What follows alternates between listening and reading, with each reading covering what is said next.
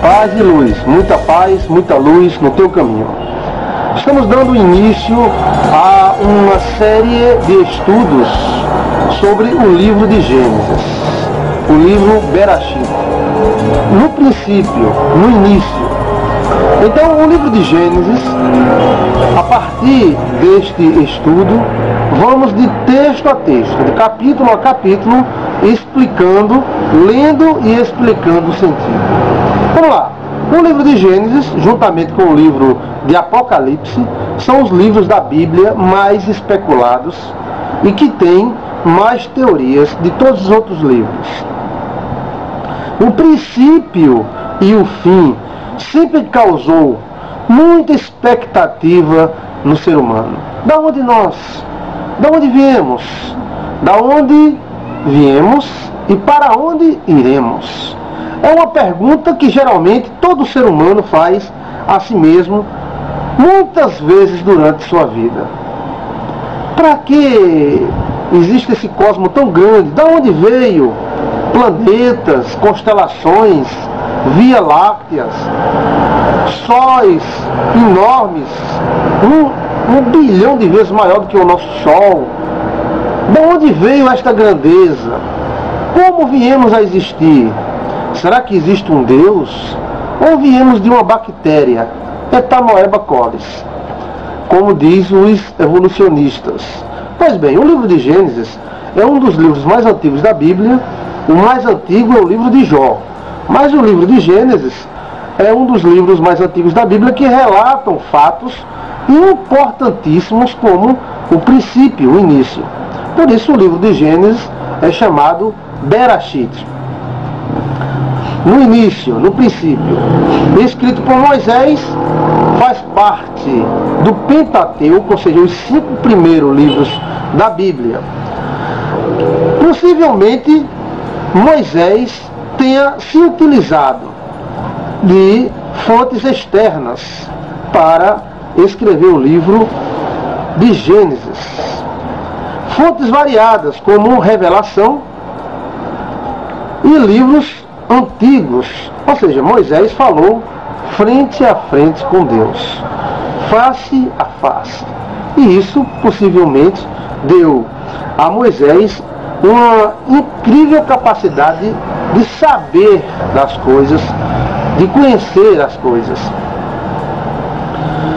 Porém, como a maioria dos teólogos acreditam, o livro de Gênesis teve fontes externas e a Bíblia relata livros antigos que não estão na Bíblia. Então a própria Bíblia relata livros que não estão na Bíblia.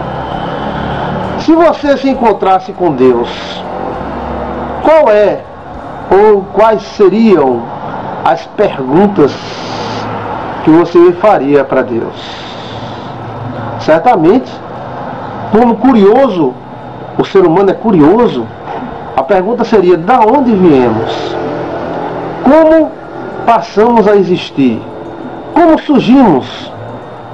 Como foi a forma que viemos a existir neste mundo, nessa existência? Eu tenho certeza que Moisés fez essa pergunta para Deus. E Deus respondeu. E com isto Moisés teve a capacidade de escrever o livro Bereshit no princípio e no início. A tradição oral naquela época era muito forte. Então se passava o conhecimento via palavras. O pai contava para o filho e fazia o filho decorar vírgula por vírgula. E o filho passava para o neto, fazendo com que ele decorasse vírgula por vírgula. Possivelmente escrito na peregrinação no deserto, o livro de Bereshit, de Gênesis, aonde uma nuvem seguia Israel, aonde uma coluna de fogo também seguia Israel à noite, a nuvem durante o dia e a coluna de fogo durante a noite. Havia também o tabernáculo, e no tabernáculo havia um mistério muito grande. O mistério do tabernáculo era justamente a Arca da Aliança, onde havia a tampa do propiciatório, 2 querubins, um com a asa batendo na outra asa do outro anjo, e ali no meio aparecia a imagem de Deus, como fosse uma televisão espiritual. E tenho certeza que Deus ia aparecer ali: oi, tudo bem, pessoal? Tá fazendo sol? Tá chovendo? Oi, valeu, tudo bem? Não, Deus certamente transmitia muitos conhecimentos, tanto aos sacerdotes, né, como para aqueles que falavam através desse sistema, sacerdotes, líder e assim por diante. Os fatos relatados no livro de Gênesis conta fatos anteriores à vida de Moisés, em torno de 2.000, 3.000 anos antes da existência de Moisés. Então, esses fatos contados no livro de Gênesis, anteriores a Moisés, teria por obrigação ter fontes externas, tanto de revelação como de livros. Poderia até fatos como Adão e Eva, nós não sabemos quanto tempo Adão passou para cair. E aí vamos ler os textos agora, não temos certeza quantos anos Adão passou para cair. Dá a entender o seguinte: Adão foi feito, Eva foi feita, Adão pecou, uma coisa como se fosse uma atrás da outra, mas isso pode ter durado milhões de anos. Milhões de anos. 1 ano, 2 anos, 10.000 anos, 100.000 anos, ninguém sabe quanto tempo. Deduzimos que tenha sido rápido, apenas algumas dezenas de anos, mas não temos certeza, e as datações dos livros de Gênesis são todas incorretas. Então, o livro de Gênesis, as datações são extremamente duvidosas. O livro de Gênesis é dificílimo você trabalhar em cima de datas. Isso aí é dito por todos os teólogos, a maioria dos teólogos que estudam o livro de Gênesis. Não sabemos as fontes que foram utilizadas por Moisés, mas a própria Bíblia cita parte de livros como de Melquisedeque, de Enoque e outros livros que não estão na própria Bíblia. O livro de Gênesis cita mistérios, né? Como, por exemplo, quem foi Melquisedeque? Né? Com quem Caim casou? Quem foi Melquisedeque? Ele não tinha princípio nem fim. Então, ele não tinha princípio e nem fim. Seria ele Jesus Cristo? Seria ele um anjo? Seria ele um sacerdote angelical? Seria ele o príncipe de Salém, ou seja, um rei puramente humano, como alguns querem que seja? Mas como é que ele poderia ser um rei puramente humano se ele não tinha princípio nem fim? Então, são mistérios contados pelo livro de Gênesis. A árvore da vida, que gerava seus frutos para a vida eterna, o rio da vida. Então, são mistérios que são contados no livro de Gênesis que não sabemos decifrar direito. Onde era o paraíso? Onde ficava o paraíso? O paraíso era aqui na terra, foi tirado da terra. Como? Então, do versículo 1 até o final, o livro de Gênesis cita histórias e cita mistérios. Cita fatos maravilhosos que, sem o livro de Gênesis, teríamos uma visão diferente da vida. Imagina a teologia sem o livro de Gênesis. Até hoje, vem aí a teoria da evolução, mas a teoria da evolução não conseguiu quebrar o livro de Gênesis. A gente veio de uma ameba, tamoeba, depois a gente virou um girino, um sapinho, um macaco, um saguinho, e depois a gente virou um símies, que é mais bonito, né? E viramos homens. Como é que um ser unicelular vira um ser com bilhões de células? Como é que um ser simples vira um ser tão complexo? Até hoje não conseguiram explicar. E a teoria da evolução continua caindo, porque cada vez mais eles procuram maneiras de provar a teoria da evolução e não encontram. O genoma vem quebrando a teoria da evolução, porque um ser complexo não pode vir de um ser menos complexo. E não há sinal nenhum de evoluções. E os bilhões e bilhões e bilhões e bilhões e bilhões e bilhões e bilhões e bilhões de anos que eles usam, haja bilhões de anos, é somente para justificar uma coisa que eles não podem provar, né? Porque esse peixe foi fossilizado há bilhões e bilhões e bilhões e bilhões de anos. Ele passou tantos milhões de anos para ser fossilizado. Como é que ele não apodreceu? Né? Ou seja, existe uma necessidade de ter mais fé para acreditar na teoria da evolução do que na doutrina da criação descrita pela Bíblia Sagrada. A terra era sem forma e vazia, e havia trevas sobre a face do abismo. Então vamos ler o texto da Bíblia aqui. Vamos começar, porque a partir desta série, vamos conversar como eu estou conversando com você. E a partir desta série a gente vai ler aqui a Bíblia e vamos explicando, dentro das nossas limitações, versículo a versículo da Bíblia Sagrada. Vamos lá?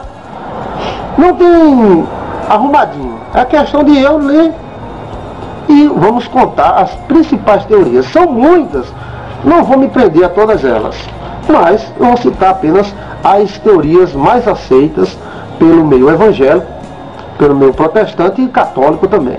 Vamos lá. Aqui no livro de Gênesis, capítulo 1, versículo 1. Vamos lá. No princípio, criou Deus os céus e a terra. Versículo 1. Agora versículo 2. A terra, porém, estava sem forma e vazia, e havia trevas sobre a face do abismo, e o Espírito de Deus pairava sobre a face das águas. Então, do versículo 1 ao versículo 2, há muitas teorias. Alguns acham que no princípio, ou seja, no início, antigamente Deus criou os céus e a terra. Então houve uma criação, os céus e a terra. Mas no versículo 2 diz: a terra, porém, estava sem forma e vazia, e havia trevas sobre a face do abismo. Então existem muitas teorias só sobre esses dois versículos de Gênesis.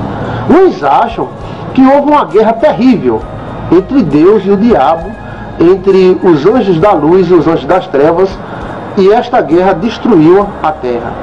E eles usam essa parte que diz assim: estava sem forma e vazia, ou seja, ela não foi criada sem forma e vazia, estava sem forma e vazia, e havia trevas.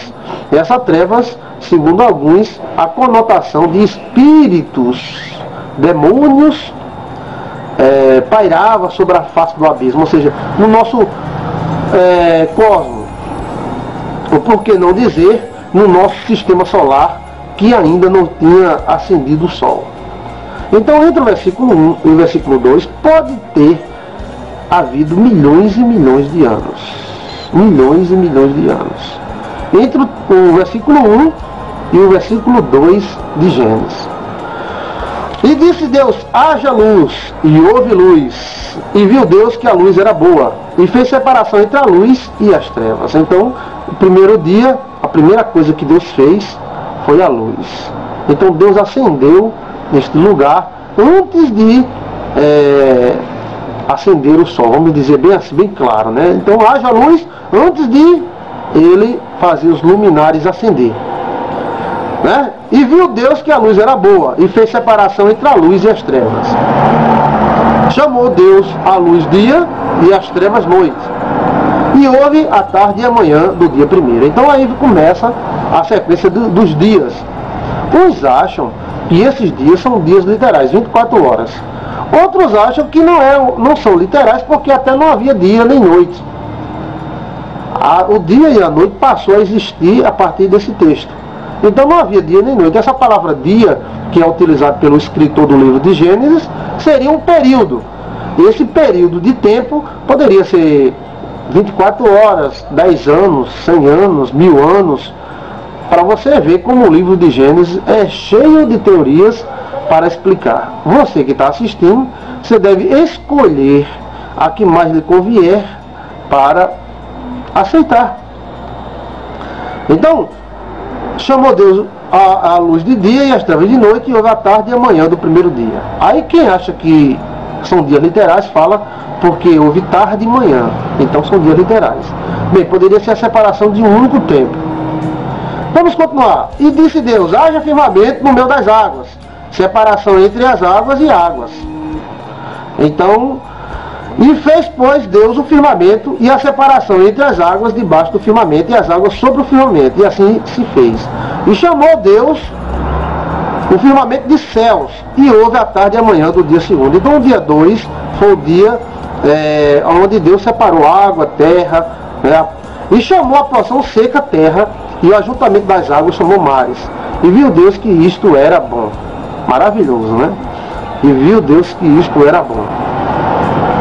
E disse Deus: produz a terra relva, ervas deem semente, e árvores frutíferas que deem frutos segundo a sua espécie, cuja semente esteja sobre ela, e assim se fez. Então Deus ordenou que começasse a nascer as plantas, e que cada planta trouxesse dentro de si uma semente. E começou a terra a produzir erva. Que coisa linda. Eu fico pensando como fosse num sonho, né? Deus falando, e de repente as árvores saindo de dentro do chão e trazendo consigo as suas sementes, né? A planta, o capim, a árvore cheia de frutos. Isso foi uma maravilha. Então no versículo 12 diz assim: a terra, pois, produziu relva, ou seja, o capim, ervas que davam semente segundo a sua espécie, árvores que davam fruto, cuja semente estava nele, conforme a sua espécie. E viu Deus que isso era bom. Então Deus, ele estava vendo que isso era bom. Não era que ele ia fazer nada de ruim, mas isso seria uma espécie de controle de qualidade. Deus olhava, Deus fazia, Deus olhava, Deus fazia, Deus contemplava. É como se a pessoa está fazendo um negócio, então a pessoa faz e fica olhando: será que eu fiz direito? Deixa eu dar uma olhadinha. Seria mais ou menos isso. Houve a tarde e a manhã do dia terceiro. Disse também Deus: haja luzeiros no firmamento dos céus, para fazer separação entre o dia e a noite. Sejam eles para sinais e para estações, para dias e anos. Então, sinais para estações e para dias e anos. Então, os luzeiros, sol e lua, mais propriamente dito, servem também como se fosse um grande relógio marcando o tempo. Mas diz aqui, para tempos e estações e para sinais. Então esses sinais seriam eventos especiais. O firmamento daria esses sinais. Então foi criado aí, ou acendido, ou destacado, os luzeiros, a lua e o sol. E sejam para luzeiros no firmamento dos céus, para alumiar, aqui é a linguagem antiga, né? Iluminar, mas ele diz aqui, alumiar a terra. E assim se fez. Fez Deus os dois grandes luzeiros, o maior para governar o dia e o menor para governar a noite. E fez também as estrelas. Então, essa parte aí dá a entender para alguns teólogos que tudo foi feito no momento que a terra foi feita. Mas outros acham que não. Apenas Deus fez o sol acender, a lua aparecer, e as estrelas seriam a citação do conjunto. Vamos continuar. Para governarem o dia e a noite, fazerem separação entre a luz e as trevas, e viu Deus que isto era bom. Então o versículo 18 nos traz a explicação que são realmente o sistema solar, o sol, o nosso sol e a nossa lua. Houve a tarde e a manhã, o quarto dia. Então, o quarto dia foi geralmente um dia astral. Um dia onde Deus caprichou na questão dos astros, dos luminares. E disse Deus: povoem as águas. Agora vem o quinto dia, que é o dia da multiplicação. E disse Deus: povoem-se as águas de enxames de seres viventes, e voem as aves sobre a terra e sobre o firmamento dos céus. Aí começa a haver a multiplicação, né? E criou, pois, Deus os grandes animais marinhos e todos os seres viventes que rastejam, os quais povoam as águas segundo a sua espécie, e todas as aves segundo a sua espécie, e viu Deus que isto era bom. Isso é maravilhoso. Então, o dia quinto é o dia da multiplicação da prosperidade, o número 5. De repente a água produziu uma baleia, produziu um cardume de sardinhas, né? Então Deus começou a ver uma criação multiplicando. E Deus os abençoou dizendo: serdes fecundos, multiplicai-vos, enchei as águas dos mares, e na terra se multipliquem as aves. Houve a tarde e a manhã, o dia. Houve a tarde e a manhã, o quinto dia. Então, à tarde e amanhã houve isso aí. As aves começaram a voar, coisa linda, né, pelos céus. E nas águas os grandes animais marinhos. Na terra, elefantes e mamutes e outros animais começaram a andar pela terra. Disse Deus: produz a terra seres viventes, conforme a sua espécie, animais domésticos, répteis e animais selvagens, segundo a sua espécie. E assim fez. E fez Deus os animais selvagens, aqui diz selvático, que é a linguagem antiga, né? Segundo a sua espécie, e os animais domésticos, conforme a sua espécie, e todos os répteis da terra, conforme a sua espécie. E viu Deus que isto era bom. Então aí, vemos aí a criação do Deus Jeová. Deus falava e as coisas se criavam. Também disse Deus: façamos o homem à nossa imagem, conforme a nossa semelhança. Tenha ele domínio sobre os peixes do mar, e sobre as aves do céu, e sobre os animais domésticos, e sobre toda a terra, e sobre os répteis que rastejam pela terra. Que Deus pôs o homem à sua imagem, a imagem de Deus o criou, homem e mulher os criou. E Deus os abençoou e lhes disse: sedes fecundos, multiplicai-vos, enchei a terra, sujeitai-a, dominai-a sobre os peixes do mar, e sobre as aves do céu, e sobre todos os animais que rastejam pela terra. E disse Deus ainda: eis que vos tenho dado todas as aves, todas as ervas que dão semente, e se acham na superfície de toda a terra, e todas as árvores que há fruto, que deem semente, isto vos será para mantimento. Então aí Deus, aqui um resumo da criação dos animais e um resumo da criação do homem. Macho e fêmea os criou. Então aqui ele mostrou que criou Adão, criou Eva, aqui é um resumo. Quando a gente vai para o capítulo 2, aí começa esmiuçar este acontecimento, né? Ou seja, e diz aqui no versículo 30: e todos os animais da terra, e todas as aves do céu, e todos os répteis da terra em que há fôlego de vida, toda a erva verde lhe será por mantimento, e assim se fez. E viu Deus tudo quanto fizera, e eis que era bom, e houve a tarde e a manhã do sexto dia. Legal, né? Agora vamos para o versículo 2. Vamos para o versículo 2, continuar nesse assunto, esmiuçando o livro de Gênesis.